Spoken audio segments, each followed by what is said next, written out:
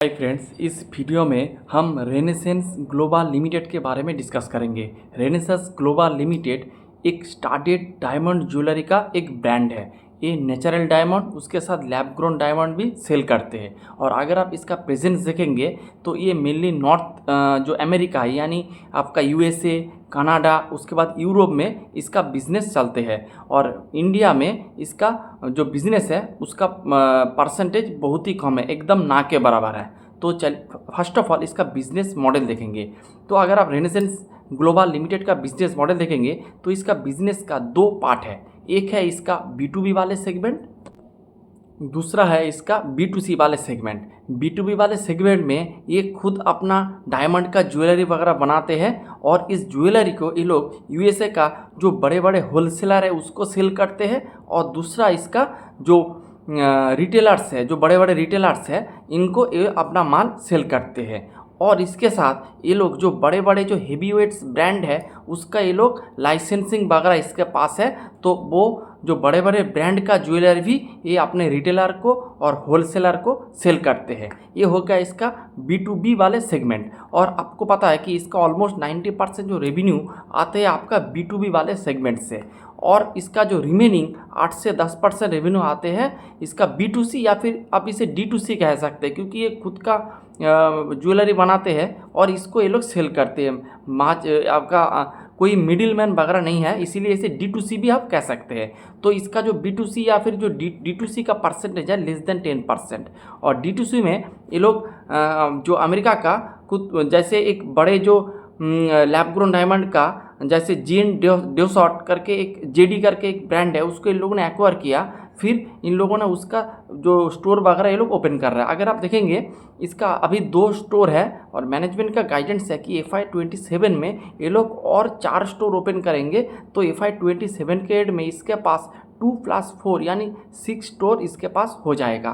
तो यही मोटा मोटी मैनेजमेंट का गाइडेंस है।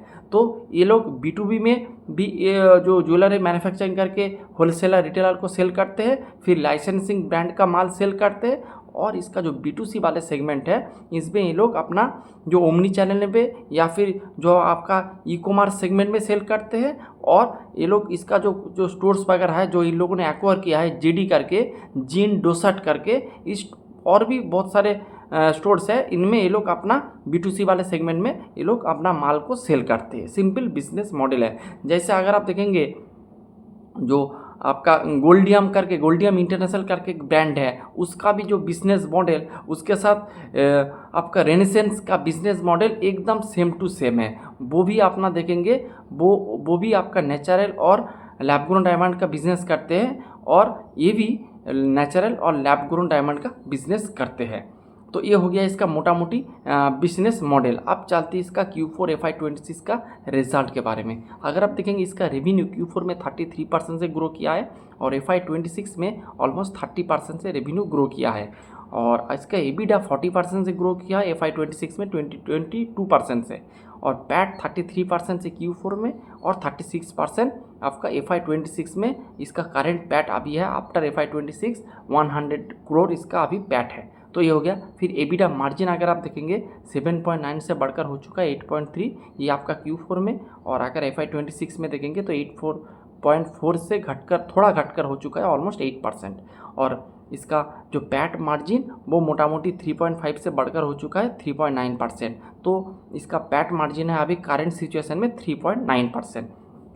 तो ये हो गया बात। और अगर आप इसके बाद थोड़ा कॉन कॉल वगैरह देख लेते हैं, मैनेजमेंट का क्या फोकस है, मैनेजमेंट क्या करना चाहती है, इसके बारे में थोड़ा डिस्कशन कर लेते हैं। अगर आप देखेंगे जो रेनेसेंस वो तो एक B2B वाले सेगमेंट में काम करते हैं, लेकिन वो लोग ट्राई कर रहा है धीरे धीरे B2B से B2C में शिफ्ट होने का। इसका जो मेन रीज़न मैनेजमेंट ने बताया है कि B2B में आपका मार्जिन बहुत ही कम मिलता है, लेकिन B2C वाले सेगमेंट में आपका मार्जिन ज़्यादा मिलता है। इससे क्या होगा, आपका प्रॉफिटेबिलिटी बढ़ेगा। तो इसीलिए मैनेजमेंट ने जो रेनेसेंस ग्लोबल का जो मैनेजमेंट है उन लोगों ने कुछ एक ब्रांड को एक आपका हाई रेपुटेड एक ब्रांड को एक्विजिशन किया था, जिसका नाम था जेन डॉसेट करके, जेडी। तो जेडी ब्रांड को इन लोगों ने एक्वायर किया। उसके बाद ये लोग इसका जो नया नया स्टोर वगैरह ये लोग ओपन कर रहा है, और मैनेजमेंट का गाइडेंस है ये लोग आगे भी इसका स्टोर ओपन करेंगे। और जो जेडी का जो स्टोर है वो एक प्रीमियम स्टोर है, और वो लैब ग्रोन डायमंड का बिजनेस करते हैं। तो ये हो गया इसका बात। और उसके साथ मैनेजमेंट ने कहा है कि ये लोग अपना जो डेट वगैरह है इसको भी ये लोग रिड्यूस कर रहा है। उसके बाद अभी करंट जो डेट है मोटा मोटी 200 करोड़ का डेट है, और मैनेजमेंट का कहना है कि ये मोटा मोटी अगले 2 साल के अंदर इस डेट को ये डेट फ्री कर देंगे। इससे क्या होगा, इससे फाइनेंस कॉस्ट कम हो जाएगा। जितना आपका फाइनेंस कॉस्ट कम होगा उतना आपका बॉटम लाइन और भी इम्प्रूवमेंट होगा। तो ये हो गया बात। और उसके साथ मैनेजमेंट का गाइडेंस है कि ये लोग अपना B2C वाले सेगमेंट के ऊपर ज़्यादा से ज़्यादा फोकस करेंगे। और अभी अगर आप देखेंगे FY26 में इसका B2C का पोर्शन है, मोटा मोटी रेवेन्यू है 287 करोड़, और टोटल रेवेन्यू है 2500 करोड़। तो 2500 करोड़ का जो आज का टोटल रेवेन्यू है, इनमें से B2C वाले सेगमेंट का रेवेन्यू है 287 करोड़। तो अगर आप इसका ग्रोथ देखेंगे तो ऑलमोस्ट 44% से इसका B2C वाले सेगमेंट का ग्रोथ है। और उसके साथ अगर आप मैनेजमेंट का गाइडेंस है कि FY27 में ये लोग इसको B2C वाले सेगमेंट का रेवेन्यू को बढ़ा के कर देंगे 375 करोड़, और अगले FY29 में यानी अगले 3 साल में ये लोग B2C वाले सेगमेंट का रेवेन्यू बढ़ा के कर देंगे 1000 करोड़। तो अगर आप इसका कैगर निकालेंगे तो ऑलमोस्ट 45 से 50% में ये लोग अपना B2C वाले सेगमेंट को ग्रो करेंगे, जो कि बहुत ही अच्छी बात है, क्योंकि B2C वाले सेगमेंट में आपको ज़्यादा ऑपरेटिंग मार्जिन मिलता है। अगर आप तो जितना आपको ऑपरेटिंग मार्जिन मिलेगा उतना ही आपका बेहतर है, क्योंकि आपका पैट का इम्प्रूवमेंट उतना ही ज़्यादा होंगे। तो ये बात है। तो इसका जो B2C वाले सेगमेंट का ग्रोथ बहुत तगड़ा आने वाला है इन द फ्यूचर।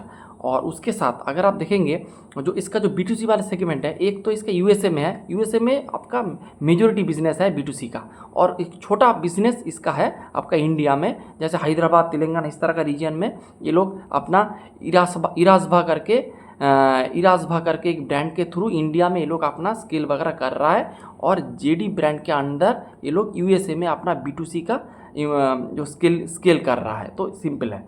उसके बाद अगर आप देखेंगे मैनेजमेंट का जो पैट का गाइडेंस है कि मैनेजमेंट ने कहा है ये लोग अपने अगले 2 से 3 साल में ये लोग अपना पैट को 25 से 30% से ग्रो करेंगे।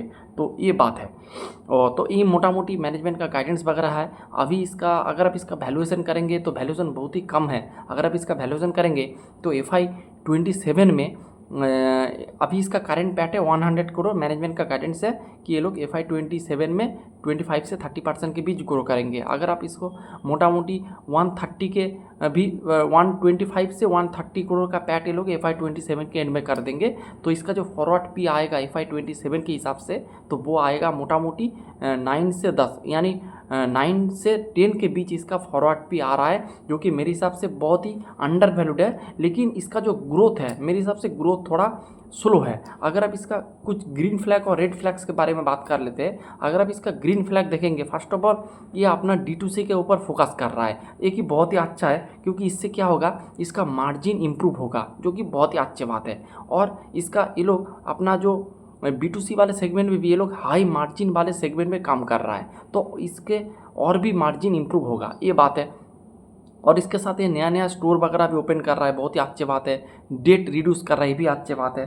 तो ये बात है। उसके साथ आपका कुछ रेड फ्लैग्स भी है, जैसे इसका मेरे हिसाब से इसका स्टोर एक्सपांसन का जो स्पेस है ये थोड़ा कम है, और इसका जो गाइडेंस है, क्योंकि आप देखेंगे इसका B2C का गाइडेंस है कि ये लोग अपना 35 से 40% से ग्रो करेंगे, लेकिन इसका B2C से ऑलमोस्ट 10% रेवेन्यू आते हैं। तो मेजोरिटी जो इसका ग्रोथ का जो ड्राइवर है वो है इसका B2B वाले सेगमेंट। लेकिन मैनेजमेंट ने कहा ये लोग 25 से 30% से अपना पैट को ग्रो करेंगे, तो आप इसका टॉप लाइन भी मोटा मोटी 20 से 25% पकड़ सकते हैं। तो 20 से 25% का ग्रोथ मेरे हिसाब से बहुत ही एक डाउन ग्रोथ है। इससे बेहतर और भी बहुत सारे कंपनी हैं जो इससे बेहतर ग्रोथ कर सकते हैं, जैसे आपका स्काई गोल्ड है, शांति गोल्ड है, उत्सव CZ है, सिंगर हाउस ऑफ मंगलसूत्र है, सभी तो अल्टीमेट आपको ग्रोथ देखना है, आपका बिजनेस का ग्रोथ क्या है। ये यूएसए में बिजनेस कर रहा है, इंडिया में बिजनेस कर रहा है, अफ्रीका में बिजनेस कर रहा है, इससे हम लोगों को कुछ फ़ायदा नहीं है। हमें ग्रोथ देखना है। अगर आप स्काई गोल्ड को देखेंगे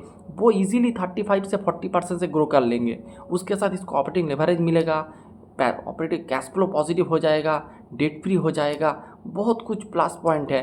तो हमें इस बिज़नेस के साथ क्यों जाना है। तो इसीलिए मेरे को लगता है कि इससे बेहतर बहुत सारे अच्छे बिजनेस मार्केट में अवेलेबल है। सिर्फ लो पी देख के इसके ऊपर जंप नहीं करने का है, इसका फिर भी इसका एग्जीक्यूशन वगैरह देखना है D2C का जो परसेंटेज है वो किस लेवल पे जा रहा है। अगर 50-50 हो जाएगा तो बहुत अच्छा होगा। तो यही था आज का मोटा मोटी डिस्कशन। मेरे हिसाब से इससे बेहतर बिजनेस अभी इंडियन स्टॉक आपका B2B वाले सेगमेंट में बहुत सारे हैं। B2C में तो बहुत ही है, लेकिन मैं इसे एक B2B कंपनी मैं इसे पकड़ रहा हूँ, क्योंकि इसका 90% बिजनेस आते हैं B2B से। तो अगर आप B2B में जाएंगे मेरे हिसाब से स्काई गोल्ड इससे बहुत ही अच्छे हैं। और अगर आप इसका जैसा ब्रांड के साथ कंपेयर करेंगे तो गोल्डियम इंटरनेशनल भी इसके बेहतर है, ये मेरे को लगता है। तो यही था आज का video. Hope you like the video. Thanks for watching the video.